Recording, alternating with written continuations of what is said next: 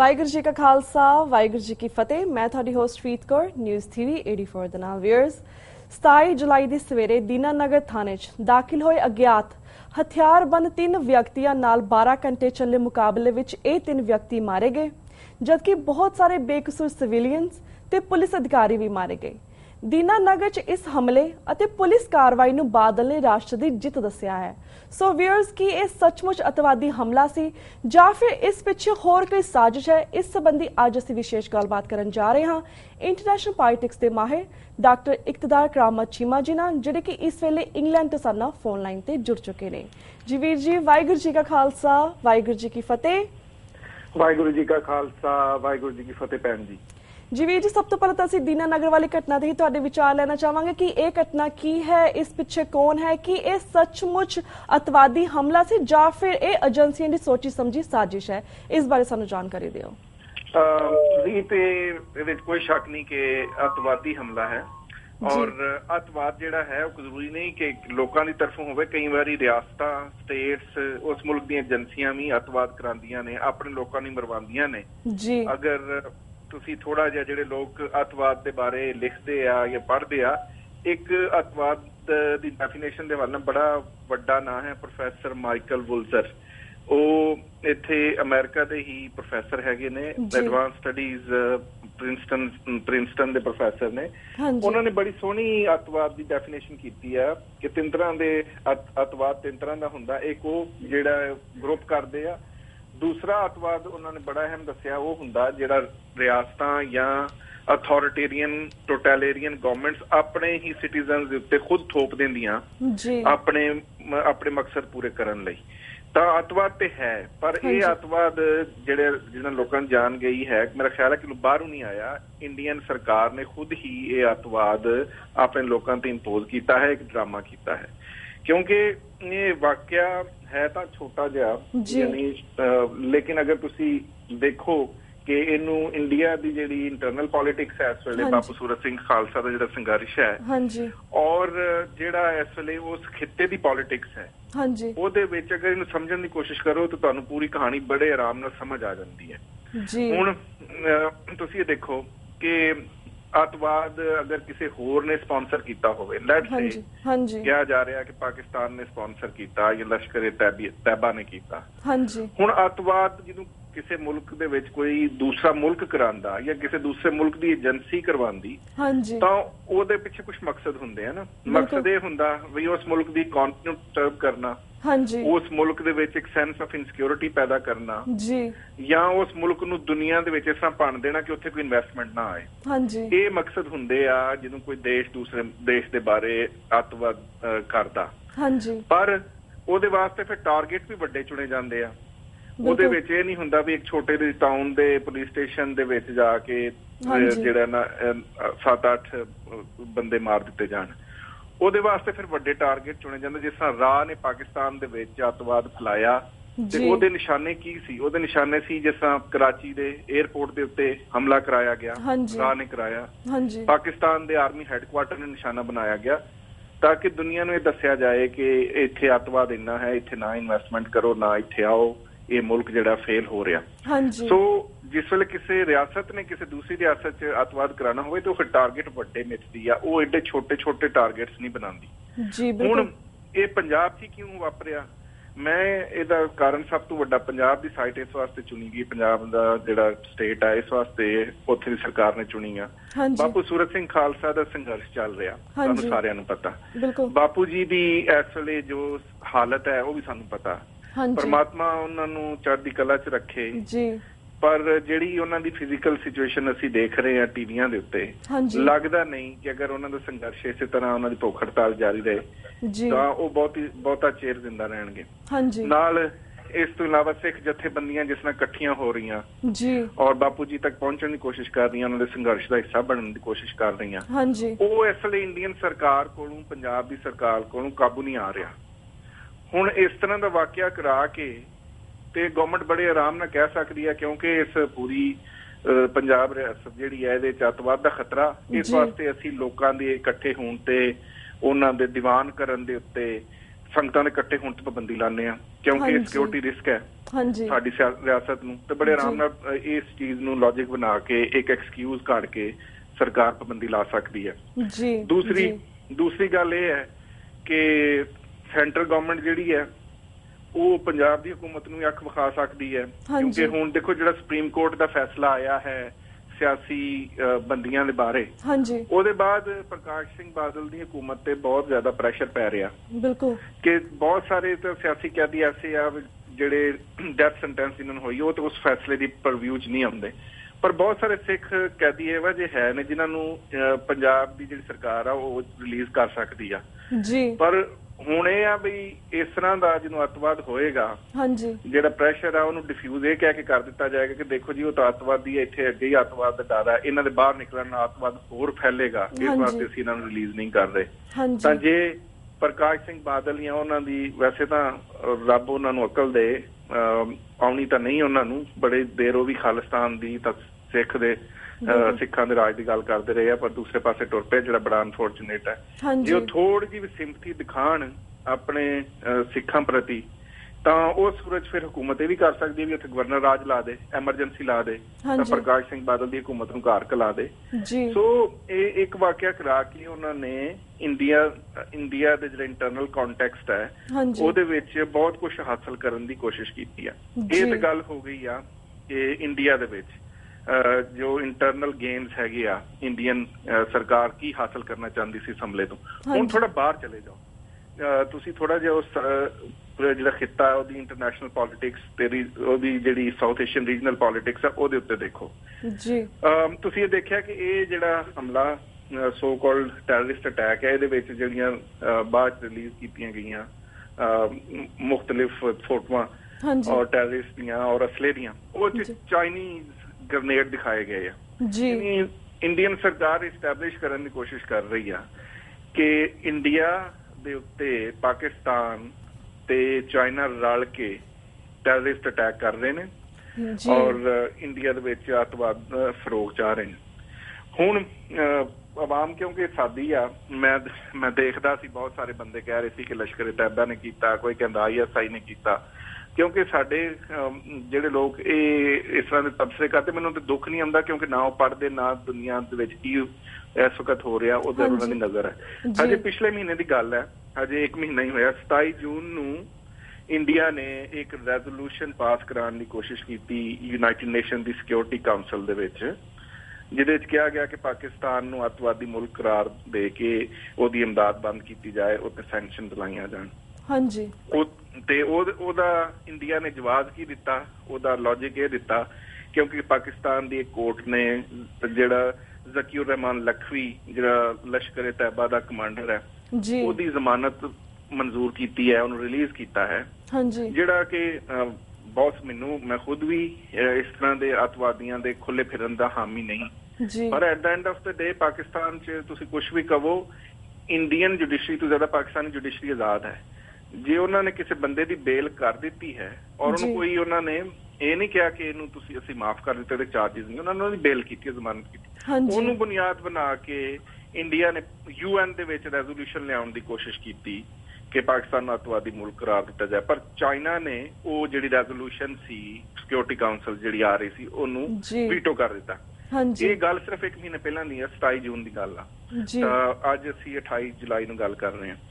ਸੋ ਅਸਲ ਜਿਹੜੀ ਪੀੜ ਹੈ ਚਾਈਨਾ ਦੇ ਤੇ ਪਾਕਿਸਤਾਨ ਦੇ ਜਿਹੜਾ ਸੰਬੰਧ ਹੈ ਉਹਦੀ ਹੈ, ਕਿਉਂਕਿ ਪਾਕਿਸਤਾਨ ਔਰ ਚਾਈਨਾ ਜਿਹੜੇ ਇੱਕ ਚਾਈਨਾ ਪਾਕਿਸਤਾਨ ਇਕਨੋਮਿਕ ਕੋਰੀਡੋਰ ਬਣਾਉਣ ਜਾ ਰਹੇ ਨੇ ਗਵਾਦਰ ਦੇ ਵਿੱਚ, ਉਹਦੇ ਨਾਲ ਚਾਈਨਾ ਨੂੰ ਵੀ ਬਹੁਤ ਫਾਇਦਾ, ਪਾਕਿਸਤਾਨ 'ਚ ਇਕਨੋਮਿਕ ਪ੍ਰੋਸਪੈਰਿਟੀ ਆਉਣ ਦਾ ਬਹੁਤ ਇਮਕਾਨ ਹੈ ਕਿ ਪਾਕਿਸਤਾਨੀ ਇਕਨੋਮੀ ਜਿਹੜੀ ਬਿਲਕੁਲ ਡੁੱਬ ਗਈ ਸੀ, ਅਗਰ ਇਹ ਕੋਰੀਡੋਰ ਬਣ ਜਾਂਦਾ ਹੈ ਤੇ ਪਾਕਿਸਤਾਨੀ ਇਕਨੋਮੀ ਬਿਹਤਰ ਹੋਏਗੀ, ਪਾਕਿਸਤਾਨ ਇਕਨੋਮਿਕਲੀ ਉੱਤੇ ਜਾਏਗਾ।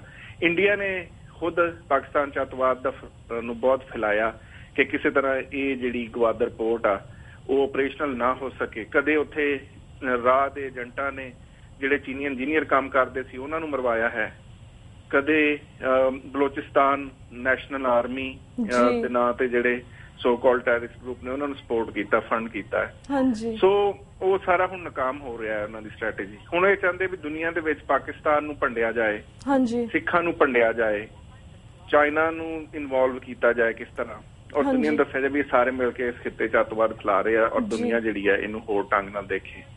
ਸੋ ਇਹ ਸਭ ਕੁਝ ਕਰ ਰਿਹਾ। ਫਿਰ ਤੁਸੀਂ ਇਹ ਦੇਖੋ ਕਿ ਪਾਕਿਸਤਾਨੀ ਇੰਟੈਲੀਜੈਂਸ ਏਜੰਸੀ ISI ਦਾ ਨਾਮ ਲਿਆ ਜਾ ਰਿਹਾ। ਪਰ ਇੰਡੀਆ ਦੇ ਵਿੱਚ ਜੋ ਵੀ ਹੁੰਦਾ ਹੈ ਚੰਗਾ ਮਾੜਾ ਉਹ ISI ਦੇ ਜ਼ਿੰਮੇ ਪਾ ਦਿੱਤਾ ਜਾਂਦਾ ਹੈ। ਮੈਨੂੰ ਤਾਂ ਇਹ ਲੱਗਦਾ ਕੱਲ ਨੂੰ ਇੰਡੀਆ ਇਹ ਨਾ ਕਵੇ ਵੀ ਇੰਡੀਆ ਦੇ ਆਜ਼ਾਦ ਹੋਣ ਦੀ ਵਜ੍ਹਾ ਵੀ ISI ਸੀ, ਕਿਉਂਕਿ ਹਰ ਸ਼ੈ ਹੀ ਜਿਹੜੀ ਹੈ ਉਹ ISI ਤੇ ਪਾਉਂਦੇ ਆ। ਤੁਸੀਂ ਯਾਦ ਕਰੋ ਕਿ ਜਦੋਂ ਸਮਝੌਤਾ ਐਕਸਪ੍ਰੈਸ ਦੀ ਘਟਨਾ ਹੋਈ ਸੀ, ਜਿਸ 'ਚ 56 ਪਾਕਿਸਤਾਨੀ ਵੀ ਜ਼ਿੰਦਾ ਸੜ ਗਏ ਸੀ, ਉਸ ਘਟਨਾ ਨੂੰ ISI ਨਾਲ ਜੋੜਿਆ ਗਿਆ ਸੀ ਕਿ ਜੀ ISI ਨੇ ਇਹ ਸਭ ਕੁਝ ਕਰਵਾਇਆ ਹੈ। ਪਰ 2010 ਦੇ ਵਿੱਚ ਔਨ ਰੈਕੋਰਡ ਹੈ ਵੀ ਇੰਡੀਅਨ ਗਵਰਨਮੈਂਟ ਨੇ ਖੁਦ ਮੰਨਿਆ ਕਿ ਉਹਦੇ ਵਿੱਚ ਜਿਹੜੀ RSS ਦੀ ਇੱਕ ਸੰਬੰਧੀ ਗਰੁੱਪ ਹੈ, ਅਭਿਨਵ ਭਾਰਤ ਜੀ ਦਾ ਨਾਮ ਹੈ, ਤੇ ਇੰਡੀਆ ਦਾ ਇੱਕ ਸਰਵਿੰਗ ਲੈਫਟੀਨੈਂਟ ਕਰਨਲ ਸ਼੍ਰੀਕਾਂਤ ਪ੍ਰਸਾਦ ਪ੍ਰੋਹਤ, ਇਹਦਾ ਨਾਮ ਉਹਨਾਂ ਨੇ ਖੁਦ ਮੰਨਿਆ ਹੈ ਕਿ ਇਹ ਸਾਰਾ ਕੁਝ ਸਮਝੌਤਾ ਐਕਸਪ੍ਰੈਸ ਦਾ ਜਿੰਨਾ ਵੀ ਘਟਨਾ ਹੋਈ ਹੈ ਇਹ ਲੋਕ ਉਹ 'ਚ ਡਾਇਰੈਕਟਲੀ ਇਨਵੋਲਵ ਸਨ। ਇਹਦਾ ਮਤਲਬ ਹੈ ਵੀ ਇੰਡੀਅਨ ਸਰਕਾਰ ਜਿਹੜੀ ਆ ਉਹ ਕੰਮ ਇਸ ਤਰ੍ਹਾਂ ਦੇ ਕਰਾ ਕੇ ਤਾਂ ਦੂਸਰੇ ਮੁਲਕਾਂ ਦੀ ਏਜੰਸੀਆਂ ਦੇ ਉੱਤੇ ਇਹ ਆਰੋਪ ਲਾਉਂਦੀ ਰਹਿੰਦੀ ਆ। ਤਾਂ ਅਸਲ ਗੱਲ ਇਸ ਵੇਲੇ ਇਹ ਹੈ ਕਿ ਅਮਰੀਕਾ ਨੇ ਇੰਡੀਆ ਤੇ ਕਾਫੀ ਪ੍ਰੈਸ਼ਰ ਪਾਇਆ ਹੈ ਇਹਨਾਂ ਸਾਲਾਂ 'ਚ ਕਿ ਤੁਸੀਂ ਪਾਕਿਸਤਾਨ ਨਾਲ ਆਪਣੇ ਸੰਬੰਧ ਚੰਗੇ ਕਰੋ, ਕਿਉਂਕਿ ਪਾਕਿਸਤਾਨੀ ਹਕੂਮਤ ਨੇ ਪਾਕਿਸਤਾਨੀ ਆਵਾਮ ਕੋਲੋਂ ਬਹੁਤ ਜ਼ਿਆਦਾ ਕ੍ਰਿਟਿਸਿਜ਼ਮ ਵੀ ਸਹਿਆ ਹੈ। ਉੱਥੇ ਦੇ ਸਿਆਸਤਦਾਨਾਂ ਤੇ ਨਵਾਜ਼ ਸ਼ਰੀਫ ਤੇ ਖਾਸ ਤੌਰ ਤੇ ਬਹੁਤ ਜ਼ਿਆਦਾ ਲੋਕ ਤਨਕੀਦ ਕਰਦੇ ਨੇ ਵੀ ਤੂੰ ਕਿਉਂ ਭੱਜ ਕੇ ਇੰਡੀਆ ਦੇ ਨੇੜੇ ਹੋਣਾ ਚਾਹੁੰਦਾ ਜਿਹਨੂੰ ਉਹ ਤੇਰੇ ਨੇੜੇ ਨਹੀਂ ਲੱਗਣਾ ਚਾਹੁੰਦੇ। ਪਰ ਮੈਂ ਉਹਨੂੰ ਇਹਦਾ ਕ੍ਰੈਡਿਟ ਦੇਣਾ, ਉਹਨੇ ਪੂਰੀ ਕੋਸ਼ਿਸ਼ ਕੀਤੀ ਹੈ ਵੀ ਉਸ ਖਿੱਤੇ 'ਚ ਅਮਨ ਆਏ, ਭਾਰਤ ਨੂੰ ਤਾਲੁਕਾਤ ਚੰਗੇ ਹੋਣ। ਪਰ ਭਾਰਤ ਔਰ ਉੱਥੇ ਦੀਆਂ ਏਜੰਸੀਆਂ, ਉੱਥੇ ਦੀ ਮਿਨਿਸਟਰੀ ਆਫ ਫੋਰਨ ਅਫੇਅਰਸ ਉਹ ਪਾਕਿਸਤਾਨ ਦੇ ਨੇੜੇ ਨਹੀਂ ਲੱਗਣਾ ਚਾਹੁੰਦੀ। ਲੇਕਿਨ ਜਿਸ ਵੇਲੇ ਇੰਟਰਨੈਸ਼ਨਲ ਕਮਿਊਨਿਟੀ ਦਾ ਜ਼ੋਰ ਪੈਂਦਾ ਹੈ, ਜਿਸ ਤਰ੍ਹਾਂ ਅਮਰੀਕਾ ਬਾਰ-ਬਾਰ ਭਾਰਤ ਨੂੰ ਕਹਿ ਰਿਹਾ ਹੈ ਕਿ ਤੁਸੀਂ ਪਾਕਿਸਤਾਨ ਆਪਣੇ ਸੰਬੰਧ ਚੰਗੇ ਕਰੋ, ਕਿਉਂਕਿ ਅਗਰ ਤੁਸੀਂ ਦੋ ਵੱਡੇ ਮੁਲਕ ਆਪਸ ਲੜਦੇ ਰਹੇ ਤੇ ਅਫਗਾਨਿਸਤਾਨ ਦੇ ਵਿੱਚ ਜਿਹੜਾ ਕਦੇ ਵੀ ਅਮਨ ਨਹੀਂ ਆਉਣਾ। ਸੋ ਇੰਡੀਆ ਹਮੇਸ਼ਾ ਕੋਈ ਨਾ ਕੋਈ ਛੋਟਾ ਮੋਟਾ ਜਵਾਬ ਬਣਾ ਲੈਂਦਾ, ਛੋਟੀਆਂ ਮਸਲਨ ਹੁਣ ਦੇਖੋ ਪਾਕਿਸਤਾਨ 'ਚ ਇੰਨੀ ਦੇਰ ਅੱਤਵਾਦ 10-15 ਸਾਲ ਹੋ ਗਿਆ ਲੋਕਾਂ ਨੂੰ ਭੁਗਤਦੇ ਆ ਤੇ ਰਾਹ ਦੀ ਜ਼ਿੰਮੇਦਾਰ ਹੈ ਉਹਦੀ, ਪਰ ਪਾਕਿਸਤਾਨ ਉਸ ਦੇ ਬਾਵਜੂਦ ਇੰਡੀਆ ਨਾਲ ਨੈਗੋਸ਼ੀਏਟ ਕਰਦਾ। ਪਰ ਪਿਛਲੇ ਅਸੀਂ ਦੇਖਦੇ ਹਾਂ ਕੋਈ 6-7 ਸਾਲਾਂ ਤੋਂ ਜਿਹਨੂੰ ਦੀ 2010 ਦੀ ਬੰਬਈ ਦੀ ਘਟਨਾ ਵਾਪਰੀ ਆ, ਪਾਕਿਸਤਾਨ ਜਦੋਂ ਵੀ ਨੈਗੋਸ਼ੀਏਟ ਕਰਨ ਜਾਂਦਾ ਮੀਨਿੰਗਫੁਲ ਡਾਇਲੋਗ ਕਰਨ ਦੀ ਬਜਾਏ ਇੰਡੀਆ ਹਮੇਸ਼ਾ ਕਹਿੰਦਾ ਬਈ ਬੰਬਈ ਦੀ ਘਟਨਾ ਦਾ ਤੁਸੀਂ ਕੀ ਕੀਤਾ। ਅਖੀਰ ਪਾਕਿਸਤਾਨ ਨੇ ਤੰਗ ਆ ਕੇ ਕੁਝ ਸਾਲ ਪਹਿਲਾਂ ਜਦੋਂ ਇਹਨਾਂ ਨੇ ਫਿਰ ਕਿਹਾ ਵੀ ਆਓ ਡਾਇਲੋਗ ਕਰੀਏ, ਉਹਨੇ ਕਿਹਾ ਵੀ ਡਾਇਲੋਗ ਕਿਹੜੀ ਚੀਜ਼ ਦੇ, ਤੁਸੀਂ ਸਿਰਫ ਗਰੁੱਪ ਫੋਟੋ ਕਰਦੇ ਹੋ, ਜਿਹੜੇ ਮੀਨਿੰਗਫੁਲ ਡਾਇਲੋਗ ਨੇ ਉਹ ਤੇ ਹੁੰਦੇ ਹੀ ਨਹੀਂ। ਬਾਰ-ਬਾਰ ਤੁਸੀਂ ਸੈਕਟਰੀ ਲੈਵਲ ਤੇ ਮਿਲਦੇ ਹੋ, ਬਾਰ-ਬਾਰ ਤੁਸੀਂ ਮਿਨਿਸਟਰ ਦੀ ਮੀਟਿੰਗ ਬੁਲਾਉਂਦੇ ਹੋ, ਸਿਰਫ ਦੁਨੀਆ ਨੂੰ ਦਿਖਾਉਣ ਲਈ ਵੀ ਅਸੀਂ ਇੱਕ ਪੀਸ ਪ੍ਰੋਸੈਸ ਸ਼ੁਰੂ ਕੀਤਾ ਹੋਇਆ ਪਾਕਿਸਤਾਨ ਦੇ ਨਾਲ। ਲੇਕਿਨ ਤੁਸੀਂ ਹਮੇਸ਼ਾ ਇੱਕੋ ਡੋਜ਼ੀਆ ਸਾਡੇ ਹੱਥ ਫੜਾ ਦਿੰਦੇ ਹੋ ਵੀ ਮੁੰਬਈ ਅਟੈਕਸ ਦਾ ਕੀ ਕੀਤਾ ਤੁਸੀਂ। ਤਾਂ ਉਹਨਾਂ ਨੇ ਕਿਹਾ ਵੀ ਪਾਕਿਸਤਾਨ ਨੇ ਕਈ ਮੁੰਬਈ ਅਟੈਕਸ ਵੇਖੇ ਨੇ, ਪਰ ਇੱਕ ਵਾਕਿਆ ਨੂੰ ਤੁਸੀਂ ਫੜ ਕੇ ਤਾਂ ਪੂਰੇ ਮੁਲਕ ਦੋ ਮੁਲਕਾਂ ਦੇ ਸੰਬੰਧ ਜਿਹੜੇ ਆ ਉਹਨਾਂ ਨੂੰ ਕਿਸੇ ਮੀਨਿੰਗਫੁਲ ਪਾਸੇ ਲੱਗਣ ਨਹੀਂ ਦੇ ਰਹੇ। ਸੋ ਇਹ ਸਾਰੀਆਂ ਚੀਜ਼ਾਂ ਨੇ ਹੁਣ ਮੋਦੀ ਦੀ ਸਰਕਾਰ, ਹੁਣ ਪਾਕਿਸਤਾਨ ਨੇ ਹੱਥ ਵਧਾਇਆ ਹੈ ਦੋਸਤੀ ਦਾ, ਪਾਕਿਸਤਾਨ ਮੁਜ਼ਾਕਰਾਤ ਕਰਨਾ ਚਾਹੁੰਦਾ। ਹੁਣ ਇਸ ਤਰ੍ਹਾਂ ਦਾ ਵਾਕਿਆ ਕਰਾ ਕੇ ਉਹ ਫਿਰ ਰੌਲਾ ਪਾਏਗਾ ਕਿ ਦੇਖੋ ਜੀ ਅਸੀਂ ਤੇ ਪੀਸ ਟਾਕ ਚਾਹੁੰਦੇ ਸੀ ਪਰ ਸਾਡੇ ਮੁਲਕ ਦੇ ਵਿੱਚ ਪਾਕਿਸਤਾਨ ਨੇ ਇਹ ਕਰਾ ਦਿੱਤਾ, ਇਸ ਵਾਸਤੇ ਅਸੀਂ ਹੁਣ ਪੀਸ ਟਾਕਸ ਵਾਸਤੇ ਤਿਆਰ ਨਹੀਂ ਹਾਂ। ਦੁਨੀਆ ਦੇ ਵਿੱਚ ਇਹ ਮੰਨ ਵੀ ਲਿਆ ਜਾਏ ਕਿ ਕਿਸੇ ਹੋਰ ਹਕੂਮਤ ਦੀ ਇਨਵੋਲਵਮੈਂਟ ਹੈ, ਜਿਸ ਤਰ੍ਹਾਂ ਇੰਡੀਅਨ ਸਰਕਾਰ ਜਿਹੜੀ ਹੈ ਪਾਕਿਸਤਾਨ ਨੂੰ ਇਲਜ਼ਾਮ ਦੇ ਰਹੀ ਹੈ, ਤੇ ਉਹਦਾ ਹੱਲ ਇਹ ਨਹੀਂ ਕਿ ਤੁਸੀਂ ਆਪਣੇ ਆਪਣੇ ਘਰ ਬਹਿ ਜਾਓ। ਅਗਰ ਇਸ਼ੂ ਜੈਨੂਇਨ ਵੀ ਹੈ ਤਾਂ ਬੈਠੋ, ਲੋਕਾਂ ਨਾਲ ਡਿਸਕਸ ਕਰੋ, ਬਸ ਕਰੋ। ਇੰਨੇ ਸਾਲ 60 ਸਾਲ ਤੋਂ ਉੱਤੇ ਹੋ ਗਿਆ ਲੜਦੇ ਆ, ਲੋਕਾਂ ਦੀ ਜ਼ਿੰਦਗੀ 'ਚ ਆਸਾਨੀ ਆਉਣ ਦਿਓ। ਜੇ ਪਾਕਿਸਤਾਨ 'ਚ ਇਕਨੋਮਿਕ ਕੋਰੀਡੋਰ ਬਣਦਾ, ਉੱਥੇ ਦੇ ਲੋਕਾਂ ਦੀ ਜ਼ਿੰਦਗੀ ਸੁਧਾਰ ਆਉਂਦਾ ਤੇ ਖੁਸ਼ ਹੋਵੋ ਕਿ ਤੁਹਾਡਾ ਹਮਸਾਇਆ ਅਗਰ ਅੱਛਾ ਖਾਂਦਾ ਹੋਵੇ, ਉਹਦੇ ਵਿੱਚ ਅਮਨ ਹੋਵੇ ਤੇ ਤੁਸੀਂ ਵੀ ਅਮਨ 'ਚ ਰਹੋਗੇ। ਪਰ ਜੇ ਤੁਸੀਂ ਇਸ ਤਰ੍ਹਾਂ ਹੀ ਬਦਅਮਨੀ ਫੈਲਾਣੀ ਹੈ, ਆਪਣੇ ਲੋਕਾਂ ਤੇ ਅੱਤਵਾਦ ਥੋਪਣਾ, ਕਦੇ ਨਾਲ ਦੇ ਮੁਲਕਾਂ ਦੇ ਵਿੱਚ ਕਰਨਾ, ਤਾਂ ਤੁਸੀਂ ਲੱਭਣਾ ਕੀ ਹੈ ਇਸ ਦੇ ਵਿੱਚੋਂ। ਤੋ ਯੂਰਪ, ਮੈਂ ਤਾਂ ਕਹਿੰਦਾ ਕਿ ਜਿਹੜੇ ਸਾਊਥ ਏਸ਼ੀਆ ਦੇ ਸਾਡੇ ਲੀਡਰ ਹੈ, ਕੋਈ ਥੋੜਾ ਜਿਹਾ ਯੂਰਪ ਵੱਲ ਦੇਖੋ ਤਾਂ ਸਹੀ। ਇੱਥੇ ਜਰਮਨੀ ਨੇ ਪੂਰੇ ਯੂਰਪੀ ਮੁਲਕਾਂ ਤੇ ਕਬਜ਼ਾ ਕਰਨ ਦੀ ਕੋਸ਼ਿਸ਼ ਕੀਤੀ ਹੈ, ਲੋਕਾਂ ਦੀ ਜੈਨੋਸਾਈਡ ਕੀਤੀ ਆ।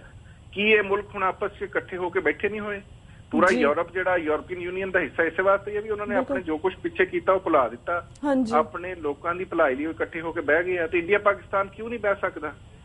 ਪਰ ਬਵੇ ਕਿਸ ਤਰ੍ਹਾਂ ਜਿੰਨੀ ਦੇਰ ਇਹਨਾਂ ਦੇ ਆਪਸੀ ਇਖਤਲਾਫ ਜਿਹੜੇ ਆ ਉਹ ਨਾ ਮੁੱਕਣ ਔਰ ਦੁਸ਼ਮਣੀ ਔਰ ਨਫ਼ਰਤ ਹੀ ਫੈਲਾਣੀ ਹੈ, ਤੇ ਲੋਕਾਂ ਨੂੰ ਉਤੋਂ ਕੁਝ ਨਹੀਂ ਲੱਭਣਾ। ਇਸ ਵਾਸਤੇ ਲੀਡਰਾਂ ਨੂੰ ਕੁਝ ਸੋਚਣਾ ਚਾਹੀਦਾ ਵੀ ਕਿਹੜੇ ਪਾਸੇ ਚੀਜ਼ਾਂ ਨੂੰ ਖੜ ਰਹੇ ਆ। ਜੀ ਬਿਲਕੁਲ ਬਿਲਕੁਲ ਵੀਰ ਜੀ ਥੈਂਕ ਯੂ ਸੋ ਮਚ ਕਿ ਤੁਸੀਂ ਬਹੁਤ ਕਲੀਅਰਲੀ ਇਸ ਪੂਰੀ ਘਟਨਾ ਨੂੰ ਐਕਸਪਲੇਨ ਕੀਤਾ with facts and also you explain that how does it relate ਜਿਹੜੀ ਆ ਘਟਨਾ ਹੋਈ ਆ ਅਤਵਾਦੀ ਹਮਲਾ ਕਹਿ ਰਹੇ ਨੇ ਹਾਊ ਬਾਪੂ ਸੂਰਤ ਸਿੰਘ ਖਾਲਸਾ ਦੇ ਸੰਘਰਸ਼ ਨਾਲ ਵੀ ਤੁਸੀਂ ਇਹਦੀ ਰਿਲੇਸ਼ਨ ਜਿਹੜੀ ਆ ਉਹ ਵੀ ਕਾਫੀ ਫੈਕਟਸ ਨਾਲ ਐਕਸਪਲੇਨ ਕੀਤੀ ਆ। ਜਿਸ ਤੁਸੀਂ ਸਮਝਾਇਆ ਕਿ ਸੁਣਨ ਵਿੱਚ ਆਉਂਦਾ ਹੁੰਦਾ ਸੀ ਕਿ ਕਹਿੰਦੇ ਸੀਗੇ ਇੱਕ ਤੀਰ ਦੇ ਨਾਲ ਦੋ ਸ਼ਿਕਾਰ ਕਰਦੇ ਸੀਗੇ ਲੋਕ, ਪਰ ਇਹ ਇੱਕ ਤੀਰ ਦੇ ਨਾਲ ਕਾਫੀ ਸਾਰੇ ਸ਼ਿਕਾਰ ਹੋਏ ਨੇ। ਇੱਥੇ ਪਾਕਿਸਤਾਨ ਤੇ ਚਾਈਨਾ ਦਾ ਜਿਹੜੀ ਰਿਲੇਸ਼ਨ ਸੀਗੀ ਉਹਨੂੰ ਵੀ ਖਰਾਬ ਕਰਨ ਦੀ ਕੋਸ਼ਿਸ਼ ਕੀਤੀ। ਜਿਸ ਤੁਸੀਂ ਗੱਲ ਕੀਤੀ ਹੈ ਕਿ ਜਿਹੜੇ ਅਤਵਾਦੀ ਮਾਰੇ ਗਏ ਨੇ, ਜਿਹੜੇ ਲੋਕ ਮਾਰੇ ਗਏ ਨੇ, ਇਹਨਾਂ ਦੇ ਨਾਲ ਚਾਈਨਾ ਦੇ ਹਥਿਆਰ ਦਿਖਾਏ ਗਏ ਨੇ। ਸੋ ਇਹ ਵੀ ਤੁਹਾਡਾ ਸੰਘਰਸ਼ ਜਾਂ ਤੁਹਾਡਾ ਜਿਹੜਾ ਪਿਆਰ ਹੈ ਚਾਈਨਾ ਦੇ ਨਾਲ ਉਹਨੂੰ ਵੀ ਬਦਨਾਮ ਕਰਨ ਦੀ ਕੋਸ਼ਿਸ਼ ਕੀਤੀ ਹੈ। ਚਾਈਨਾ ਤੇ ਇੰਡੀਆ ਦੇ ਜਿਹੜੇ ਰਿਲੇਸ਼ਨ ਸੀ ਉਹਨੂੰ ਬਦਨਾਮ ਕਰਨ ਦੀ ਕੋਸ਼ਿਸ਼ ਕੀਤੀ, ਜਾਂ ਬਾਪੂ ਸੂਰਤ ਸਿੰਘ ਖਾਲਸਾ ਦੇ ਸੰਘਰਸ਼ ਨੂੰ ਖਰਾਬ ਕਰਨ ਦੀ ਕੋਸ਼ਿਸ਼ ਕੀਤੀ ਜਿਹੜੀ ਬੰਦੀ ਸਿੰਘ ਨੇ, ਤਾਂ ਕਿ ਆਉਣ ਵਾਲੇ ਦਿਨਾਂ 'ਚ ਉਹਨਾਂ ਨੂੰ ਵੀ ਕਹਿ ਸਕਣ ਕਿ ਜਿਹੜੇ ਇਹ ਲੋਕ ਨੇ ਇਹ ਵੀ ਦਹਿਸ਼ਤਗਰਦ ਸੀਗੇ, ਇਹ ਵੀ ਅਤਵਾਦੀ ਸੀ। ਅਗਰ ਇਹਨੂੰ ਵਾਪਸ ਕੱਢਿਆ ਜਾਵੇ ਜੇਲ੍ਹਾਂ ਦੇ ਵਿੱਚੋਂ ਤੇ ਇਹ ਵੀ ਦਹਿਸ਼ਤ ਫੈਲਾ ਸਕਦੇ ਨੇ ਪੰਜਾਬ ਦੇ ਵਿੱਚ। ਸੋ ਤੁਸੀਂ ਦੇਖਿਆ ਜਾਵੇ ਤਾਂ deeply it is very smart master plan they did in Punjab, you know, if you look at it. So ਹਾਂਜੀ ਤੁਸੀਂ ਕੁਝ ਕਹਿਣਾ ਚਾਹੁੰਦੇ ਸੀਗੇ? ਹਾਂਜੀ, ਮੈਂ ਇਹ ਕਹਿਣਾ ਚਾਹੁੰਦਾ ਕਿ ਇਹ ਮਾਸਟਰ ਪਲਾਨ ਜਿਹੜਾ ਇਹਨਾਂ ਨੇ ਬਣਾਇਆ, ਦੁਨੀਆ ਹੁਣ 21ਵੀਂ ਸਦੀ ਚ ਰਹਿੰਦੇ ਆ ਨਾ, ਦੁਨੀਆ ਮੂਰਖ ਨਹੀਂ ਹੈ, ਪਾਗਲ ਨਹੀਂ ਹੈ ਜੀ ਕਿ ਤੁਸੀਂ ਕਹੋ ਕਿ ਜੀ ਉਹ ਫਲਾਣੇ ਥਾਂ ਵੀ ਟ੍ਰੇਨ ਦੇ ਕੋਲ ਵੀ ਬੰਬ ਰੱਖੇ ਸੀ ਉਹ ਵੀ ਫੜੇ ਗਏ। ਫਿਰ ਤੁਸੀਂ ਕਿਉਂਕਿ ਇਸ ਵੇਲੇ ਬਾਪੂ ਸੂਰਤ ਸਿੰਘ ਖਾਲਸਾ ਜਿਹੜੇ ਨੇ ਇੱਕ ਸਿੱਖ ਕੌਮ ਦੇ ਇੱਕ ਵੱਡੇ ਮਹਾਨ ਲੀਡਰ ਦੇ ਤੌਰ ਤੇ ਸਾਹਮਣੇ ਆਏ ਨੇ, ਕਿਉਂਕਿ ਉਹਨਾਂ ਦਿਲ 'ਚ ਸਿੱਖੀ ਲਈ ਸੰਘਰਸ਼ ਦਾ ਜਜ਼ਬਾ ਹੈ। ਤੁਸੀਂ ਹੁਣ ਇੱਕ ਪੁਲਿਸ ਵਾਲੇ ਨੂੰ ਪਰਮਾਤਮਾ ਉਹਨੂੰ ਵੀ ਆਪਣੇ ਚਰਨਾਂ 'ਚ ਰੱਖੇ, ਉਹਦੀ ਜਾਨ ਗਈ ਹੈ, ਉਹਦੇ ਬਾਲ ਬੱਚੇ ਹੋਣਗੇ, ਅਸੀਂ ਉਹਦੇ ਵਾਸਤੇ ਵੀ ਦੁਖੀ ਹਾਂ। ਪਰਮਾਤਮਾ ਕੋਲੋਂ ਅਰਦਾਸ ਵੀ ਕਰਨੇ ਪਰਮਾਤਮਾ ਉਹਨਾਂ ਦੇ ਟੱਬਰ ਤੇ ਉਹਨਾਂ ਦੇ ਉੱਤੇ ਮਿਹਰ ਕਰੇ। ਹੁਣ ਤੁਸੀਂ ਉਹਨਾਂ ਨੂੰ ਵੀ ਸ਼ਹੀਦ ਕਰਾਰ ਦੇ ਕੇ ਤੇ ਸਿੱਖਾਂ ਨੂੰ ਕਹੋ ਕਿ ਸੂਰਤ ਸਿੰਘ ਖਾਲਸਾ ਨੂੰ ਭੁੱਲ ਜਾਓ, ਅਸਾਂ ਤੁਹਾਨੂੰ ਇੱਕ ਨਵਾਂ ਸ਼ਹੀਦ ਦੇ ਦਿੱਤਾ, ਤੁਸੀਂ ਇਸ ਸ਼ਹੀਦ ਦਾ ਮਾਨ ਸਨਮਾਨ ਕਰੋ, ਇਹਨੇ ਭਾਰਤ ਮਾਤਾ ਵਾਸਤੇ ਜਾਨ ਦਿੱਤੀ ਹੈ, ਤੁਸੀਂ ਆਪਣੇ ਅੰਦਰ ਪੈਟਰੀਓਟਿਜ਼ਮ ਪੈਦਾ ਕਰੋ। ਸਿੱਖੋ ਬਈ ਤੁਸੀਂ ਜੇ ਸਿੱਖਾਂ 'ਚ ਪੈਟਰੀਓਟਿਜ਼ਮ ਪੈਦਾ ਕਰਨਾ ਤਾਂ ਉਹਦੇ ਵਾਸਤੇ ਢੰਗ ਹੋਰ ਨੇ। ਪਾਰਟੀਸ਼ਨ ਦੇ ਬਾਅਦ ਇਸ ਸਿੱਖ ਨੇ ਖੂਨ ਦਿੱਤਾ ਹੈ ਭਾਰਤ ਵਾਸਤੇ ਆਪਣਾ।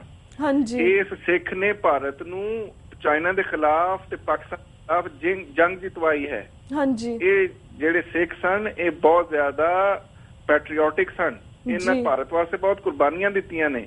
ਅਗਰ ਇੰਡੀਅਨ ਸਰਕਾਰ ਇਹਨਾਂ ਨੂੰ ਆਪਣਾ ਚੰਗਾ ਸਿਟੀਜ਼ਨ ਰੱਖਣਾ ਚਾਹੁੰਦੀ ਹੈ ਤਾਂ ਇਹਨਾਂ ਨਾਲ ਬਹਿ ਕੇ ਗੱਲ ਕਰੇ, ਇਹਨਾਂ ਦੇ ਮਸਲੇ ਹੱਲ ਕਰੇ, ਇਹਨਾਂ ਕੋਲੋਂ ਮਾਫੀ ਮੰਗੇ ਜੋ ਇਹਨਾਂ ਦਾ ਜੈਨੋਸਾਈਡ ਔਰ ਘੱਲੂਕਾਰਾ ਕਰ ਚੁੱਕੀ ਹੈ, ਔਰ ਜਿਹੜੇ ਬੰਦੀ ਸਿੰਘ ਨੇ ਉਹਨਾਂ ਨੂੰ ਰਿਹਾ ਕਰੇ। ਦੁਨੀਆ 'ਚ ਡੈਮੋਕ੍ਰੇਸੀ ਇਸ ਤਰ੍ਹਾਂ ਕੰਮ ਨਹੀਂ ਕਰਦੀਆਂ ਜਿਸ ਤਰ੍ਹਾਂ ਭਾਰਤ ਕਰ ਰਿਹਾ ਹੈ। World so called largest democracy, ਲੋਕ ਨੈਗੋਸ਼ੀਏਟ ਕਰਦੇ ਨੇ ਔਰ ਜਿਹੜੇ ਗਰੁੱਪ ਤੁਹਾਡੇ ਜਾਂ ਜਿਹੜੀਆਂ ਆਈਡੈਂਟੀਟੀਜ਼ ਡਿਸਸੈਟਿਸਫਾਈਡ ਹੁੰਦੀਆਂ ਨੇ ਉਹਨਾਂ ਨੂੰ ਉਹਨਾਂ ਦੇ ਜਮਹੂਰੀ ਹੱਕ ਦਿੱਤੇ ਜਾਂਦੇ ਨੇ। ਹਾਂਜੀ ਅਮੀਵੀਰ ਸਾਨੂੰ ਇਸ ਗੱਲ ਦੀ ਸਾਨੂੰ ਖੁਸ਼ੀ ਹੈਗੀ ਹੈ ਕਿ ਕਾਫੀ ਸਾਰਾ ਜਿਹੜਾ ਸਾਡਾ ਸੋਸ਼ਲ ਮੀਡੀਆ ਉਹਦੇ ਵਿੱਚ ਕਾਫੀ ਸਾਰੇ ਜਿਹੜੇ ਜਾਗਰੂਕ ਸਿੱਖ ਨੇ ਜਾਂ ਕਾਫੀ ਸਾਰੇ ਹੋਰ ਪੰਜਾਬੀ ਨੇ ਆਲ ਓਵਰ ਦਾ ਵਰਲਡ ਜਿਹੜੇ ਹੋਰ ਕਮਿਊਨਿਟੀ ਹੈ ਉਹਨਾਂ ਨੂੰ ਤਾਂ ਕਾਫੀ ਲੋਕਾਂ ਨੂੰ ਪਤਾ ਹੈ ਕਿ ਇਟਸ ਨਾਟ ਅ ਅਤਵਾਦੀ ਹਮਲਾ ਫਰਮ ਪਾਕਿਸਤਾਨ, ਇਹਨਾਂ ਨੇ ਪਲਾਨਸ ਹੈਗੇ ਨੇ। ਪਰ ਜਿਸ ਤਰ੍ਹਾਂ ਇੰਡੀਅਨ ਮੀਡੀਆ ਨੇ ਜਿਸ ਤਰ੍ਹਾਂ ਦਿਖਾਇਆ ਹੈਗਾ ਇਟਸ ਵੈਰੀ ਸ਼ੇਮਫੁਲ ਕਿ ਉਹਨਾਂ ਨੇ ਕਿਸ ਤਰ੍ਹਾਂ ਦਿਖਾਇਆ ਕਿ ਪਾਕਿਸਤਾਨ ਤੋਂ 3 ਵਿਅਕਤੀ ਐਂਟਰ ਹੁੰਦੇ ਨੇ, ਪੁਲਿਸ ਦੀ ਚੌਂਕੀ ਤੇ ਆ ਕੇ ਹਮਲਾ ਕਰਦੇ ਨੇ, ਇੰਨੇ ਲੋਕਾਂ ਨੂੰ ਮਾਰ ਮੁਕਾਉਂਦੇ ਨੇ, 3 ਆਪ ਵੀ ਮੁੱਕ ਜਾਂਦੇ ਨੇ। ਪਰ ਜਿਸ ਤਰ੍ਹਾਂ I don't understand ਕਿ ਇਹਦਾ ਫਿਊਚਰ ਕਿਸ ਤਰ੍ਹਾਂ ਦਾ ਹੋਏਗਾ, because right now current effect will be ਕਿ ਆਫ ਕੋਰਸ ਸੁਪਰੀਮ ਕੋਰਟ ਜਿਹੜਾ ਫੈਸਲਾ ਹੈ ਸ਼ਾਇਦ ਉਸ ਤੇ ਰੋਕ ਲਗਾ ਦਿੱਤੀ ਜਾਵੇਗੀ, ਜਾਂ ਬੰਦੀ ਸਿੰਘਾਂ ਦੀ ਰਿਹਾਈ ਤੇ ਰੋਕ ਲਗਾ ਦਿੱਤੀ ਜਾਵੇਗੀ, ਜਾਂ ਜਿਹੜੇ ਆਲਰੇਡੀ ਸਾਰੇ 2 ਵੀਰ ਬਾਹਰ ਦੇ ਜੇਲ੍ਹਾਂ ਦੇ ਵਿੱਚੋਂ ਪੰਜਾਬ ਦੇ ਵਿੱਚ ਆਲਰੇਡੀ ਅੰਮ੍ਰਿਤਸਰ ਦੇ ਵਿੱਚ ਆਏ ਨੇ, ਸ਼ਾਇਦ ਉਹਨੂੰ ਫਿਰ ਪੰਜਾਬ ਛੱਡ ਕੇ ਵਾਪਸ ਜਾਣਾ ਪਵੇਗਾ। ਪਰ ਜਿਸ ਤਰ੍ਹਾਂ ਫਿਊਚਰ ਦੇ ਵਿੱਚ ਵੀ ਕਾਫੀ ਇਫੈਕਟ ਹੋ ਸਕਦੇ ਨੇ, ਜਿਸ ਤਰ੍ਹਾਂ ਪਹਿਲਾਂ ਸਾਡਾ ਫੇਕ ਇਨਕਾਊਂਟਰ ਕੀਤਾ ਜਾਂਦਾ ਸੀ, ਸ਼ਾਇਦ ਸਾਨੂੰ ਅਤਵਾਦੀ ਬਣਾ ਕੇ ਸਾਡਾ ਫਿਰ ਉਹੀ ਸਹਿਮ ਵਾਲਾ ਮਾਹੌਲ ਪੰਜਾਬ ਦੇ ਵਿੱਚ ਹੋ ਸਕਦਾ ਹੈ, ਸਾਨੂੰ ਫਿਰ ਤੋਂ ਡਰਾਇਆ ਜਾ ਸਕਦਾ, ਕਿਉਂਕਿ ਅਸੀਂ ਤਾਂ ਐਟਲੀਸਟ ਐਂਡ ਆਫ ਦ ਡੇ ਅਸੀਂ ਤਾਂ ਜੇਲ੍ਹ ਦੇ ਵਿੱਚ ਬੰਦ ਆ, ਇੱਕ ਸੋਨੀ ਦੀ ਜੇਲ੍ਹ ਦੇ ਵਿੱਚ ਇੰਡੀਆ ਦੇ ਵਿੱਚ ਬੰਦ ਆ। ਪਰ ਐਟਲੀਸਟ ਅਸੀਂ ਜੀ ਹਾਂਜੀ ਬੀਬਾ 2 ਗੱਲਾਂ ਨੇ। ਪਹਿਲੀ ਗੱਲ ਮੈਂ ਇਹ ਕਰਾਂਗਾ ਕਿ ਇੱਕ ਪਾਸੇ ਤਾਂ ਜਿਹੜੇ ਇਹ ਸਾਰੇ ਚੈਨਲ ਆ ਕਹਿੰਦੇ ਜੀ ਰॉ ਬੜੀ ਪ੍ਰੋਫੈਸ਼ਨਲ ਆਰਗੇਨਾਈਜੇਸ਼ਨ ਆ, ਇੰਡੀਆ ਦੀਆਂ ਫੌਜਾਂ ਦੀ ਕਿਆ ਬਾਤ ਹੈ, ਇੰਡੀਆ ਪੁਲਿਸ ਕਮਾਲ ਹੈ। ਪਰ ਜੇ ਇਹ ਸਾਰੇ ਦਾਅਵੇ ਜਿਹੜੇ ਕਰਦੇ ਨੇ ਉਹ ਕਿੱਥੇ ਗਏ? ਬਾਰਡਰ ਤੋਂ ਲੋਕਾਂ ਨੇ ਕ੍ਰਾਸ ਕਿਸ ਤਰ੍ਹਾਂ ਕਰ ਲਿਆ?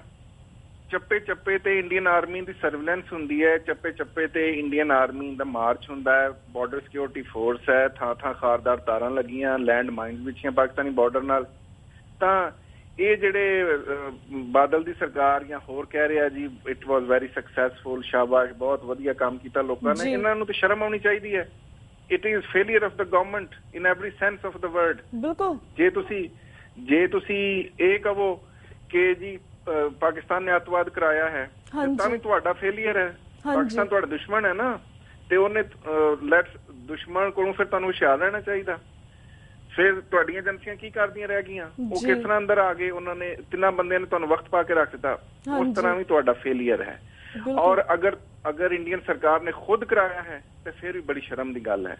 ਸੋ ਦੋਵਾਂ ਸੂਰਤਾਂ 'ਚ ਇੰਡੀਅਨ ਸਰਕਾਰ ਲਈ ਇਹ ਜਿਹੜਾ ਵਾਕਿਆ ਹੈ ਸ਼ਰਮ ਦੀ ਗੱਲ ਹੈ। ਜੇ ਕੋਈ ਬਾਹਰੋਂ ਆ ਕੇ ਤੁਹਾਨੂੰ ਕੁੱਟ ਗਿਆ ਤਾਂ ਵੀ ਸ਼ਰਮ ਦੀ ਗੱਲ ਹੈ, ਤੇ ਜੇ ਤੁਸੀਂ ਆਪਣੀ ਆਵਾਮ ਨੂੰ, ਆਪਣੀ ਕੌਮ ਨੂੰ ਖੁਦ ਮਰਵਾਇਆ ਹੈ ਲੋਕਾਂ ਤੇ ਇਲਜ਼ਾਮ ਲਾਉਣ ਲਈ, ਤਾਂ ਵੀ ਸ਼ਰਮ ਦੀ ਗੱਲ ਹੈ। ਹੁਣ ਗੱਲ ਕਰਦੇ ਆ ਬੰਦੀ ਸਿੰਘਾਂ ਦੀ, ਕਿ ਫਿਰ ਤੂੰ ਉਹਨਾਂ ਦਾ ਜ਼ਾਹਿਰ ਡਰ ਤੇ ਹੈ ਕਿ ਜਿਸ ਤਰ੍ਹਾਂ ਪਹਿਲਾਂ ਦਰਬਾਰ ਸਾਹਿਬ ਤੇ ਹਮਲੇ ਦੇ ਬਾਅਦ ਵੁੱਡ ਰੋਜ਼, ਬਲੈਕ ਥੰਡਰ ਕਰਕੇ ਸਿੱਖਾਂ ਦੀ ਨਸਲ ਮੁਕਾਉਣ ਦੀ ਕੋਸ਼ਿਸ਼ ਕੀਤੀ ਗਈ, ਜਿਸ ਤਰ੍ਹਾਂ ਉਹਨਾਂ ਨੂੰ ਜੇਲ੍ਹਾਂ 'ਚ ਸੁੱਟਿਆ ਗਿਆ। ਅੱਜ ਉਹ ਲੋਕ ਜਿਹੜੇ 20-20 ਸਾਲ ਪਹਿਲਾਂ ਆਪਣੀਆਂ ਕੈਦਾਂ ਪੂਰੀਆਂ ਕਰ ਚੁੱਕੇ ਨੇ, 10-10 ਸਾਲ ਉੱਤੇ ਹੋ ਗਏ ਨੇ, ਉਹਨਾਂ ਨੂੰ ਹੁਕੂਮਤ ਰਿਹਾ ਕਰਨ ਨੂੰ ਤਿਆਰ ਨਹੀਂ।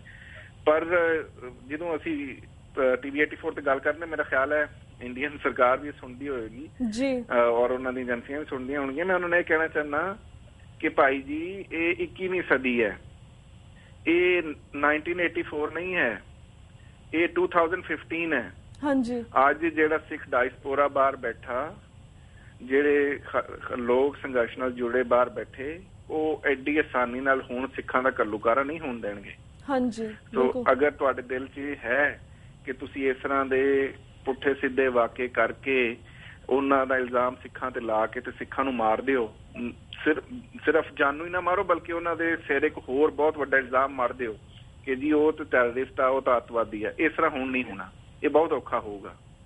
ਬਿਹਤਰ ਇਹ ਆ, ਇੰਡੀਅਨ ਸਰਕਾਰ ਲਈ ਬਿਹਤਰ ਇਹ ਆ ਕਿ ਜਿਹੜੇ ਪ੍ਰਿਜ਼ਨਰ ਜਿਹੜੇ ਆਪਣੀ ਕੈਦਾਂ ਪੂਰੀਆਂ ਕਰ ਚੁੱਕੇ ਆ ਉਹਨਾਂ ਨੂੰ ਰਿਹਾ ਕਰੇ, ਪੰਜਾਬ ਦੇ ਨਸ਼ਿਆਂ ਨੂੰ ਮੁਕਾਏ, ਉੱਥੇ ਦੀ ਲੋਕਾਂ ਦੀ ਜ਼ਿੰਦਗੀ ਸੁਧਾਰ ਲਿਆਏ। ਜਿਸ ਵੇਲੇ ਤੁਸੀਂ ਕਿਸੇ ਨੂੰ ਘਾਉ ਲਾਉਂਦੇ ਹੋ ਤੇ ਫਿਰ ਉਹ ਤੇ ਮਰਮ ਲਾਈਦਾ, ਉਹ ਤੇ ਮਰਚਾਂ ਨਹੀਂ ਲਾਈਦੀਆਂ ਕਿ ਉਹ ਬਿਲਕੁਲ ਹੀ ਜਿਹਨੂੰ ਤੁਸੀਂ ਘਾਉ ਲਾਇਆ ਹੈ ਉਹ ਤੁਹਾਡਾ ਦੁਸ਼ਮਣ ਹੀ ਬਣ ਜਾਏ।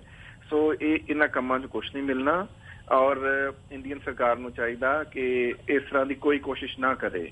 ਲੇਕਿਨ ਬੜੀ ਅਨਫੋਰਚੂਨੇਟ ਹੈ ਨਾ, ਸਰਕਾਰ ਕਿਹਦੀ ਹੈ? ਸਰਕਾਰ ਤੇ ਉਸ ਬੰਦੇ ਦੀ ਹੈ ਜਿਹਨੇ ਨਫ਼ਰਤ ਦੀ ਸਿਆਸਤ ਦੇ ਨਾਂ ਤੇ ਵੋਟ ਲਿਆ ਹੈ, ਜਿਹਨੇ ਪਾਕਿਸਤਾਨ ਤੇ ਹੋਰ ਮੁਲਕਾਂ ਦੇ ਨਾਲ ਦੁਸ਼ਮਣੀ ਦੇ ਨਾਂ ਤੇ ਵੋਟ ਲਿਆ ਹੈ, ਜਿਹਨੇ ਸਿੱਖਾਂ ਨੂੰ ਤੇ ਘੱਟ ਗਿਣਤੀਆਂ ਨੂੰ ਮਾਰਨ ਕੁੱਟਣ ਦੇ ਨਾਂ ਤੇ ਵੋਟ ਲਿਆ ਹੈ, ਜਿਹਨੇ ਉੱਥੇ ਦੇ ਹਿੰਦੂ ਤਵੀਆਂ ਨੂੰ ਇਹ ਦੱਸਿਆ ਹੈ ਕਿ ਮੈਂ ਹਿੰਦੁਸਤਾਨ 'ਚ ਦੂਸਰੀਆਂ ਸਾਰੀਆਂ ਮਾਈਨੋਰਿਟੀਜ਼ ਮੁਕਾ ਦੇਣੀਆਂ। ਤਾਂ ਹੁਣ ਤੁਸੀਂ ਕਿਸ ਤਰ੍ਹਾਂ ਦੀ ਉਮੀਦ ਰੱਖੋਗੇ ਕਿ ਮੁਸਤਕਬਲ ਦੇ ਵਿੱਚ ਇਹੋ ਜਿਹੀ ਸਰਕਾਰ ਜਿਹੜੀ ਆ ਉਹ ਕੋਈ ਸਹੀ ਫੈਸਲਾ ਕਰੇਗੀ? ਬੇਸ਼ੱਕ ਮੇਰਾ ਪਿਛਲਾ ਸੰਬੰਧ ਪਾਕਿਸਤਾਨ ਨਾਲ ਹੈ, ਪਰ ਮੇਰਾ ਭਾਰਤ ਦਾ ਜਿਹੜਾ ਆਮ ਆਦਮੀ ਹੈ, ਇੰਡੀਆ ਦਾ ਜਿਹੜਾ ਆਮ ਆਦਮੀ ਹੈ, ਗਰੀਬ ਆਦਮੀ ਹੈ, ਮੈਨੂੰ ਉਹਦਾ ਦਰਦ ਉਨਾ ਹੀ ਹੈ ਜਿੰਨਾ ਪਾਕਿਸਤਾਨ ਦੇ ਆਮ ਬੰਦੇ ਦਾ ਦਰਦ ਆ। ਆਮ ਬੰਦੇ ਨੇ ਵਿਚਾਰੇ ਨਹੀਂ ਪਿਸਣਾ ਨਾ ਤਾਂ ਮੋਦੀ ਨੂੰ ਕੁਛ ਹੋਣਾ ਤਾਂ ਨਾ ਹੀ ਪਾਕਿਸਤਾਨ 'ਚ ਬੈਠੇ ਸਿਆਸਤਦਾਨਾਂ ਨੂੰ ਕੁਛ ਹੋਣਾ। ਉਹ ਤਾਂ ਉਹਨਾਂ ਦੇ ਤੇ ਇੰਟਰਸਟ ਸੇਫਗਾਰਡ ਆ ਹਰ ਸੂਰਤ ਦੇ ਵਿੱਚ। ਪਰ ਮੈਂ ਲੋਕਾਂ ਨੂੰ ਕਹਿਣਾ ਕਿ ਥੋੜੇ ਜਾਗਰੂਕ ਹੋਵੋ, ਥੋੜੇ ਸੁਚੇਤ ਹੋਵੋ, ਦੇਖੋ ਕਿਹੜੀ ਚੀਜ਼ ਤੁਹਾਡੇ ਫਾਇਦੇ 'ਚ ਜਾਂਦੀ ਹੈ, ਕਿਹੜੇ ਤੁਹਾਡੇ ਨੁਕਸਾਨ 'ਚ ਜਾਂਦੀ ਆ। ਸੋ ਇਹੋ ਜਿਹੀ ਨਫ਼ਰਤ ਫੈਲਾਉਣ ਵਾਲੇ ਸਿਆਸਤਦਾਨਾਂ ਨੂੰ ਰਿਜੈਕਟ ਕਰੋ, ਨਾ ਹੀ ਉਹਨਾਂ ਨੂੰ ਇਲੈਕਟ ਕਰੋ, ਕਿਉਂਕਿ ਅਗਰ ਉਹ ਨਫ਼ਰਤ ਫੈਲਾਉਣਗੇ, ਜੇ ਤੁਸੀਂ ਕਿਸੇ ਦੇ ਘਰ ਵੱਟਾ ਸੁੱਟੋਗੇ, ਕਿਸੇ ਦੇ ਘਰ ਅੱਗ ਲਾਓਗੇ, ਤੁਹਾਡੇ ਘਰ ਵੀ ਅੱਪੜ ਜਾਣਗੇ। ਸੋ ਇਹ ਮੁਸਤਕਬਲ ਦੇ ਵਿੱਚ ਅਗਰ ਕੋਈ ਇਹ ਸੋਚਦਾ, ਕੰਕਲੂਜਨ ਇਹ ਹੈ ਇਸ ਗੱਲ ਦਾ ਕਿ ਸਿੱਖਾਂ ਦਾ ਫਿਰ ਤੋਂ ਘੱਲੂਕਾਰਾ ਕੀਤਾ ਜਾਏਗਾ, ਇਸ ਤਰ੍ਹਾਂ ਦਾ ਕੰਮ ਕਰਕੇ ਏਡਾ ਸੌਖਾ ਨਹੀਂ ਹੋਣਾ। ਬਿਲਕੁਲ ਵੀਰ ਜੀ ਸਾਡੇ ਕੋਲ 1.5 ਮਿੰਟ ਰਹਿ ਗਿਆ। ਐਦਾਂ ਜਿਸ ਤਰ੍ਹਾਂ ਅਸੀਂ ਪਹਿਲਾਂ ਗੱਲ ਕੀਤੀ ਦੀਨਾ ਨਗਰ ਦੀ, ਆਫਕੋਰਸ ਜਿਸ ਤਰ੍ਹਾਂ ਚਿੱਠੀ ਸਿੰਘ ਪੂਰਾ ਪਿੰਡ ਵਿੱਚ ਵੀ ਜਿਹੜਾ ਕਸ਼ਮੀਰ ਦੇ ਵਿੱਚ ਸੀਗਾ, ਉਹਨਾਂ ਵਿੱਚ 35 ਸਿੰਘ ਮਾਰੇ ਸੀ ਨੇ ਗੁਰਦੁਆਰੇ ਨਾਲ ਲਗਾ ਕੇ। ਆਫਕੋਰਸ ਇਹਦਾ ਦੀਨਾ ਨਗਰ ਦੀ ਵੀ ਘਟਨਾ ਦਾ ਸਾਹਮਣੇ ਆਏਗੀ ਸੱਚਾਈ, ਸੋ ਹੋਪਫੁਲੀ ਆਉਣ ਵਾਲੇ ਦਿਨਾਂ ਦੇ ਵਿੱਚ। So we will wait and watch for that. ਪਰ ਵੀਰ ਜੀ ਜਿਸ ਤਰ੍ਹਾਂ ਮੈਂ ਗੱਲ ਕੀਤੀ ਕਿ ਸਾਡੇ ਕੋਲ 1.5 ਮਿੰਟ ਰਹਿ ਗਿਆ। ਐਦਾਂ ਜਿਸ ਤਰ੍ਹਾਂ ਤੁਸੀਂ CNN ਤੁਹਾਡਾ CNN ਤੇ ਬਾਪੂ ਸੂਰਜ ਸਿੰਘ ਖਾਲਸਾ ਦੀ ਭੁੱਖ ਹੜਤਾਲ ਸੰਬੰਧੀ ਇੱਕ ਬਹੁਤ ਹੀ ਵਧੀਆ ਆਰਟੀਕਲ ਛਪਿਆ ਸੀਗਾ, ਤੁਸੀਂ ਬਹੁਤ ਇਲੈਬੋਰੇਟ ਕੀਤਾ ਹੈ ਉਸਨੂੰ। ਅਸੀਂ ਚਾਹਾਂਗੇ 1.5 ਮਿੰਟ ਦੇ ਅੰਦਰ ਸਾਨੂੰ ਉਸ ਬਾਰੇ ਵੀ ਸਾਡੇ TV 84 ਦੇ ਦਰਸ਼ਕਾਂ ਨੂੰ ਜਾਣਕਾਰੀ ਦਿਓ। ਹਾਂਜੀ, ਜਿਹੜੀ ਤੁਸੀਂ ਗੱਲ ਕੀਤੀ ਹੈ ਛੱਟੀ ਸਿੰਘ ਪੁਰਾ ਦੀ, ਉਹ ਤਾਂ ਦੇਖੋ ਬੜੀ ਅਥੈਂਟਿਕ ਗੱਲ ਹੈ। ਮੈਡਲਿਨ ਆਲਬਰਾਈਟ ਜਿਹੜੀ ਰਹੀ ਹੈ ਕਲਿੰਟਨ ਐਡਮਿਨਿਸਟ੍ਰੇਸ਼ਨ ਦੇ ਵਿੱਚ, ਉਸ ਵੇਲੇ ਸੈਕਟਰੀ ਆਫ ਸਟੇਟ ਸੀ, ਉਹਨੇ ਆਪਣੀ ਕਿਤਾਬ ਲਿਖੀ ਹੈ ਮਾਈਟੀ ਐਂਡ ਆਲਮਾਈਟੀ। ਉਹਦੇ ਚ ਲਿਖ ਦਿੱਤਾ ਉਹਨੇ ਕਿ ਕਲਿੰਟਨ ਨੇ ਖੁਦ ਮੰਨਿਆ ਕਿ ਇੰਡੀਅਨ ਸਰਕਾਰ ਨੇ ਉੱਥੇ ਅੱਤਵਾਦ ਕਰਾਇਆ ਸੀ ਤਾਂ ਕਿ ਕਸ਼ਮੀਰੀਆਂ ਦੇ ਉੱਤੇ ਇਹ ਮੁੱਦਾ ਪਾਇਆ ਜਾ ਸਕੇ। ਬਿਲਕੁਲ ਆਖਰੀ ਗੱਲ ਜਿਹੜੀ ਮੈਂ ਕਰਨਾ ਚਾਹੁੰਦਾ, ਕਿਉਂਕਿ ਟਾਈਮ ਬਹੁਤ ਥੋੜਾ, ਬਾਪੂ ਸੂਰਤ ਸਿੰਘ ਖਾਲਸਾ ਤੇ ਮੇਰੇ ਜਿਹੜਾ CNN ਤੇ ਆਰਟੀਕਲ ਛਪਿਆ, ਇੱਕ ਉਹਨਾਂ ਸਾਰੇ ਲੋਕਾਂ ਦਾ ਸ਼ੁਕਰੀਆ ਕਿਉਂਕਿ ਅੱਜ ਦੀ ਤਾਰੀਖ ਤੱਕ 3000 ਤੋਂ ਜ਼ਿਆਦਾ ਸ਼ੇਅਰ ਆ।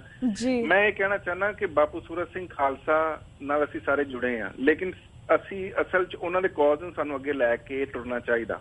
ਮੈਨੂੰ ਥੋੜੀ ਜਿਹੀ ਚਿੰਤਾ ਇਹ ਹੈ ਕਿ ਲੈਟ ਸੇ ਬਾਪੂ ਜੀ ਪੂਰੇ ਹੋ ਜਾਂਦੇ ਨੇ, ਪਰਮਾਤਮਾ ਉਹਨਾਂ ਨੂੰ ਚੜ੍ਹਦੀ ਕਲਾ 'ਚ ਰੱਖੇ, ਅਸੀਂ ਉਹਨਾਂ ਨੇ ਦੁਆ ਕਰ ਰਹੇ ਹਾਂ। ਉਹਦੇ ਬਾਅਦ ਅਸਾਂ ਕੋਈ ਆਪਣਾ ਕੋਈ ਸਟ੍ਰੈਟੇਜੀ ਬਣਾਈ ਹੈ ਕਿ ਅਸਾਂ ਉਹਦੇ ਬਾਅਦ ਕੀ ਕਰਨਾ, ਜਾਂ ਇਹ ਇੱਕ ਬਾਪੂ ਸੂਰਤ ਸਿੰਘ ਦੇ ਨਾਲ ਸੰਘਰਸ਼ ਵੀ ਮੁੱਕ ਜਾਏਗਾ।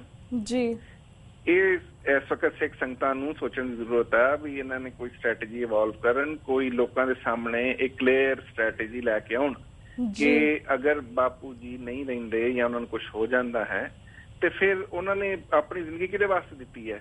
ਬਿਲਕੁਲ ਇਸ ਖਾਲਸਾ ਪੰਥ ਲਈ ਦਿੱਤੀ ਹੈ, ਇਸ ਕਾਜ਼ ਲਈ ਦਿੱਤੀ ਹੈ। ਬਾਪੂ ਸੂਰਤ ਸਿੰਘ ਖਾਲਸਾ ਇੱਕ ਬੰਦੇ ਦਾ ਨਾਂ ਨਹੀਂ, ਇੱਕ ਕਾਜ਼ ਦਾ ਨਾਂ ਹੈ। ਬਿਲਕੁਲ ਉਹਨਾਂ ਦੇ ਦੁਨੀਆ ਤੋਂ ਇੱਧਰ ਉੱਧਰ ਜਾਣ ਨਾਲ ਇਹ ਸੰਘਰਸ਼ ਖਤਮ ਨਹੀਂ ਹੋਣਾ ਚਾਹੀਦਾ। ਇਹ ਟ੍ਰਿਬਿਊਟ ਹੋਏਗਾ ਬਾਪੂ ਸੂਰਤ ਸਿੰਘ ਖਾਲਸਾ ਨੂੰ। ਇਸ ਵਾਸਤੇ ਉਹਦੀ ਕੋਈ ਸਟ੍ਰੈਟੇਜੀ ਬਣਾਓ ਕਿ ਅੱਗੇ ਕੀ ਕਰਨਾ। ਬਿਲਕੁਲ Vijay, because I have talked to many people regarding this Bapu Surat Singh Khalsa ਜੀ ਸੰਘਰਸ਼ ਦੇ ਬਾਰੇ। ਉਹਨਾਂ ਦੀ ਸਪੁੱਤਰੀ ਨਾਲ ਵੀ ਗੱਲ ਹੁੰਦੀ ਹੈ ਸਰਵਿੰਦਰ ਕੌਰ ਜੀ ਨਾਲ। ਆਈ always ask the same question ਕਿ ਉਸ ਤੋਂ ਅਗਰ ਉਹ ਸ਼ਹੀਦੀ ਪ੍ਰਾਪਤ ਕਰ ਜਾਂਦੇ ਨੇ ਉਸ ਤੋਂ ਬਾਅਦ ਕੀ ਹੋਵੇਗਾ, ਕਿ ਇਹ ਸੰਘਰਸ਼ ਇੱਥੇ ਖਤਮ ਹੋ ਜਾਏਗਾ ਕਿ ਅੱਗੇ ਵੀ ਜਾਵੇਗਾ, ਪਰ ਥਿੰਗ ਇਜ਼ ਆਈ ਨੋ ਕਿ ਸਾਰੀਆਂ ਜਿਹੜੀ ਜਥੇਬੰਦੀਆਂ ਨੇ ਇੱਕ ਪਲੇਟਫਾਰਮ ਤੇ ਆ ਗਈਆਂ ਨੇ, ਪਰ ਫਿਰ ਵੀ ਜਿਹੜੀ ਪੰਜਾਬ ਦੀ ਗਵਰਨਮੈਂਟ ਆ ਟਰਾਈ ਕਰਦੀ ਕਿ ਇਹਨੂੰ ਫਿਰ ਅਲੱਗ-ਅਲੱਗ ਕੀਤਾ ਜਾਵੇ। ਕਾਫੀ ਲੋਕਾਂ ਨੂੰ ਇਹਨੇ ਔਰ ਜੇਲ੍ਹ ਦੇ ਵਿੱਚ ਵੀ ਬੰਦ ਕਰ ਦਿੱਤਾ ਗਿਆ ਹੈ, ਕਾਫੀ ਸੰਘਰਸ਼ ਕਮੇਟੀ ਦੇ ਸਤਕਾਰ ਕਮੇਟੀ ਦੇ ਮੈਂਬਰ। ਸੋ ਹੋਪਫੁਲੀ ਆਉਣ ਵਾਲੇ ਦਿਨਾਂ ਦੇ ਵਿੱਚ I will talk to the family again and ask them if they could come up with something, a good strategy, ਤਾਂ ਕਿ ਆਉਣ ਵਾਲੇ ਦਿਨਾਂ ਦੇ ਵਿੱਚ ਅਸੀਂ ਉਹ ਵੀ ਸਪਰੈਡ ਕਰ ਸਕੀਏ। ਜਿਹੜੇ ਲੋਕ ਸੰਘਰਸ਼ ਨਾਲ ਜੁੜੇ ਆ ਉਹਨਾਂ ਨੂੰ ਰਲ ਕੇ ਕੋਈ ਸਟ੍ਰੈਟੇਜੀ ਬਣਾਉਣੀ ਚਾਹੀਦੀ ਹੈ। ਦੂਸਰਾ ਮੈਂ ਇਹ ਕਹਿਣਾ ਚਾਹੁੰਦਾ ਆਖਰ 'ਚ ਕਿ ਬਾਪੂ ਸੂਰਤ ਸਿੰਘ ਖਾਲਸਾ ਦੇ ਨਾਂ ਤੇ ਪੋਲਿਟਿਕਸ ਨਾ ਕਰੋ। ਅਗਰ ਆਪਾਂ ਪੋਲਿਟਿਕਸ ਕਰਨੀ ਸ਼ੁਰੂ ਕਰ ਦਿੱਤੀ, ਬਹੁਤ ਸਾਰੇ ਲੋਕ ਜਿਹੜੇ ਆ ਅੱਜ ਕੱਲ ਪੁਆਇੰਟ ਸਕੋਰਿੰਗ 'ਚ ਲੱਗੇ ਆ, ਉਹਨਾਂ ਦੀ ਫੋਟੋ ਲਾ ਲਈ, ਕਦੀ ਕੋਈ ਬਿਆਨ ਦੇ ਦਿੱਤਾ, ਕਿਉਂਕਿ ਅੱਜ ਕੱਲ ਇਹ ਬਾਪੂ ਸੂਰਤ ਸਿੰਘ ਖਾਲਸਾ ਅਨਫੋਰਚੂਨੇਟਲੀ ਇਹੋ ਜਿਹੀ ਪ੍ਰੋਡਕਟ ਬਣ ਗਏ ਨੇ ਜਿਹੜਾ ਹਰ ਕੋਈ ਖਰੀਦਣਾ ਚਾਹੁੰਦਾ। ਪਰ ਖੁਦਾ ਦਾ ਨਾਂ ਜੇ ਬਹੁਤ ਹੋ ਗਿਆ। ਸਿੱਖੀ ਦੇ ਨਾਂ ਤੇ, ਸਿੱਖੀ ਰਾਜ ਦੇ ਨਾਂ ਤੇ, ਸਿੱਖ ਸੰਘਰਸ਼ ਦੇ ਨਾਂ ਤੇ ਲੋਕਾਂ ਨੂੰ ਮੈਂ ਬੇਨਤੀ ਕਰਨਾ, ਸਿਆਸਤ ਨਾ ਕਰੋ ਬਲਕਿ ਡੈਡੀਕੇਸ਼ਨ ਵਿਖਾਓ, ਤਾਂ ਹੀ ਤੁਹਾਡਾ ਕੁਝ ਬਣਨਾ। ਬਿਲਕੁਲ ਵਿਜੇ ਜੀ, ਥੈਂਕ ਯੂ ਸੋ ਮਚ ਕਿ ਤੁਸੀਂ ਇਹਨਾਂ ਕੁਝ ਰੀਸੈਂਟ ਇਨਸੀਡੈਂਟ ਦੇ ਉੱਪਰ ਆਪਣੇ ਵਿਚਾਰ ਪੂਰੇ ਫੈਕਟਸ ਦੇ ਨਾਲ ਸਾਰੇ ਦਰਸ਼ਕਾਂ ਨਾਲ ਸਾਂਝੇ ਕੀਤੇ। ਹੁਣ ਸਾਡਾ ਵਕਤ ਸਮਾਪਤੀ ਵੱਲ ਜਾ ਰਿਹਾ, ਤੁਹਾਡੇ ਕੋਲ ਇਜਾਜ਼ਤ ਲੈਣੇ ਆ ਵੀਰ ਜੀ। Thank you so much. Waheguru ji ਕਾ ਖਾਲਸਾ, ਵਾਹਿਗੁਰੂ ਜੀ ਕੀ ਫਤਿਹ। ਵਾਹਿਗੁਰੂ ਜੀ ਕਾ ਖਾਲਸਾ, ਵਾਹਿਗੁਰੂ ਜੀ ਕੀ ਫਤਿਹ ਵੀਰ ਜੀ। ਵਿਊਅਰਸ, ਇਸ ਦੇ ਨਾਲ ਅਸੀਂ ਤੁਹਾਡੇ ਕੋਲ ਇਜਾਜ਼ਤ ਲੈਣੇ ਆ। ਕੱਲ ਮਿਲਾਂਗੇ ਸੇਮ ਟਾਈਮ ਸੇਮ ਸ਼ੋਅ ਤੇ। ਤਦ ਤੱਕ ਲਈ ਵਾਹਿਗੁਰੂ ਜੀ ਕਾ ਖਾਲਸਾ, ਵਾਹਿਗੁਰੂ ਜੀ ਕੀ ਫਤਿਹ।